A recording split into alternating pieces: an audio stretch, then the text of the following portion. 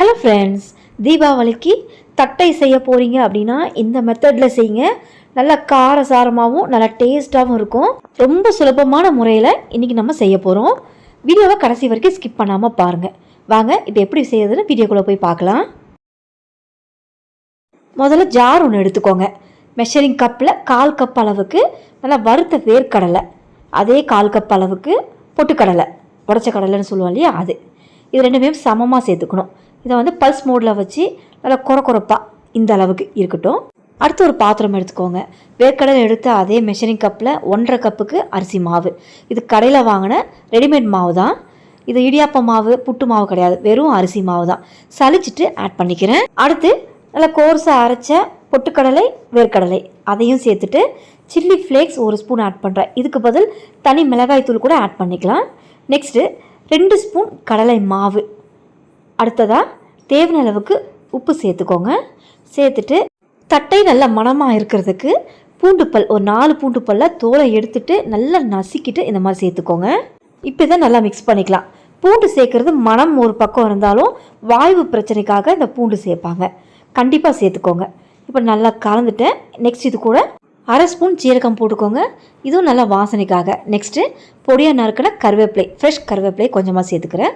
இதை சேர்த்து கலந்துக்கலாம். நல்லா கலந்துட்டு 2 டேபிள் ஸ்பூன் எண்ணெய், சமையலுக்கு பயன்படுத்துகிற எண்ணெய் தான், நல்லா கொதிக்கிற சூட்டுக்கு காய வச்சு இதை அப்படியே இது கூட ஆட் பண்ணிக்கோங்க. சூடாக இருக்கும், கை வச்சு மிக்ஸ் பண்ண வேணாம், ஸ்பூன் வச்சு நல்லா கலந்து கொடுங்க. அந்த எண்ணெய் இந்த மாவோடு நல்லா மிக்ஸ் ஆகணும். ஒரு அளவுக்கு சூடு தணிஞ்ச பிறகு கையில் நல்லா மிக்ஸ் பண்ணி விட்டுக்கலாம். எண்ணெய் எந்த அளவுக்கு அந்த மாவோடு சேருதோ அந்த அளவுக்கு கிறிஸ்பினஸ் கிடைக்கும். அதனால் நல்லா கலந்து கொடுத்துக்கோங்க. மாவை நல்லா பெசறி விட்டு கையால் சேர்த்து பாருங்கள். கொலக்கட்டை மாதிரி நல்லா பிடிக்க வரணும், தனித்தனியாக உதிரக்கூடாது. இந்த மாதிரி ஒன்று சேர்ந்து இருக்கணும். இப்படி இருந்தால் மாவு பர்ஃபெக்டாக நம்ம பிசைஞ்சு எடுத்துருக்கோன்னு தெரிஞ்சுக்கலாம். நெக்ஸ்ட் இதில் தண்ணி ஊற்றி நல்லா மிக்ஸ் பண்ண வேண்டியதான். நார்மல் வாட்டர் தான், பச்சை தண்ணி. இதை சேர்த்து நல்லா கலந்து கொடுத்துக்கோங்க. தெளித்து கலந்து கொடுங்க. மொத்தமாக தண்ணியை சேர்த்து பிசைஞ்சோம் அப்படின்னா அளவு தெரியாது, மாவு ரொம்ப இலக்கம் கொடுத்துரும். தட்டைக்கு இலக்கமாக இருக்கக்கூடாது, மாவு நல்லா டைட்டாக இருக்கணும். இலக்கமாக மாவு பிசைஞ்சிட்டோம் அப்படின்னா எண்ணெய் குடிக்கும். அதனால் டைட்டாக பிசைகிற அளவுக்கு தண்ணியை தெளித்து சேர்த்துக்கோங்க. நீங்கள் எடுக்கிற அரிசி மாவு பொறுத்து தண்ணி எந்த அளவுக்கு தேவைப்படும் அப்படிங்கிறது, அதனால் தண்ணியோட அளவு சொல்லலை. அதனால் கரெக்டான பதத்தில் மாவை இந்த அளவுக்கு டைட்டாக பிசைச்சு விட்டு எடுத்துக்கோங்க. இப்போ மாவு ரெடியாக இருக்குது. நெக்ஸ்ட்டு பூரி கட்டை எடுத்துக்கோங்க. அதுக்கு மேலே இந்த மாதிரி பிளாஸ்டிக் கவர் ஒன்று எடுத்துக்கோங்க. இதில் தான் வந்து நம்ம தட்டையை தட்டி எடுக்க போகிறோம் ஈஸியாக. இந்த மாதிரி குட்டி உருண்டையாக பிடிச்சி வச்சுக்கோங்க. இந்த மாதிரி க்ளோஸ் பண்ணிடுங்க. ஒரு ஃப்ளாட்டான தட்டு எடுத்துக்கோங்க. அதை அப்படியே ப்ரெஸ் பண்ணோம் அப்படின்னா ஈவனான ஷேப்புக்கு நமக்கு கிடைக்கும். கையில் தட்டி எடுத்தோம் அப்படின்னா இந்த மாதிரி ஃப்ளாட்டாக கிடைக்காது. இந்த மாதிரியே நீங்கள் எல்லாத்தையுமே தட்டையாக ரெடி பண்ணி எடுத்து வச்சுட்டு எண்ணெயில் ஃப்ரை பண்ணிக்கலாம். நான் இன்னொன்று செஞ்சு காட்டுறேன் பாருங்கள். ஒரு சின்ன சைஸுக்கு மாவை உருட்டி எடுத்துகிட்டு இந்த மாதிரி க்ளோஸ் பண்ணிவிட்டு ஃப்ளாட்டான தட்டு எடுத்து நல்லா ப்ரெஸ் பண்ணுங்கள். நல்லா ஈவனாக நமக்கு கிடைக்கும் தட்டை. ஃபஸ்ட் டைம் தட்டை செய்ய போகிறீங்க அப்படின்னா ரொம்ப சுலபமாக செய்யலாம். இந்த மெத்தடில் செய்யுங்க. இப்போ இந்த மாதிரி எல்லா மாவையுமே நான் தட்டையாக தட்டி எடுத்துட்டேன். இப்போ பொரித்து எடுத்துடலாம். எண்ணெய் நல்லா காஞ்சி இருக்கணும். நல்லா காஞ்ச எண்ணெயில் இந்த தட்டி வச்ச தட்டையை போட்டுக்கோங்க.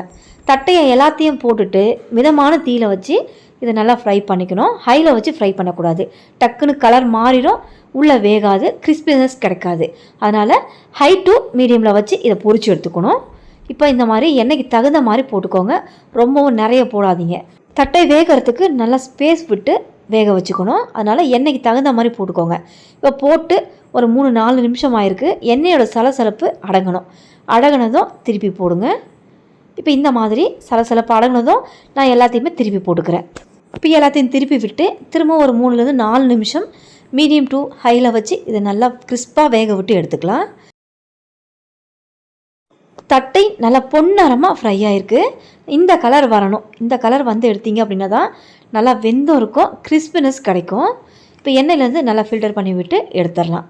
மொறுன்னு டேஸ்ட்டாக தட்டை ரெடி. கண்டிப்பாக இந்த தீபாவளிக்கு ட்ரை பண்ணி பாருங்கள். ட்ரை பண்ணி பார்த்துட்டு டேஸ்ட் எப்படி வந்துச்சுன்னு கமெண்ட் பண்ணுங்கள். வீடியோ பிடிச்சிருந்தா சப்ஸ்கிரைப் பண்ணுங்கள். ரொம்ப பிடிச்சிருந்தா லைக் ஷேர் பண்ணுங்கள். தேங்க்ஸ் ஃபார் வாட்சிங்.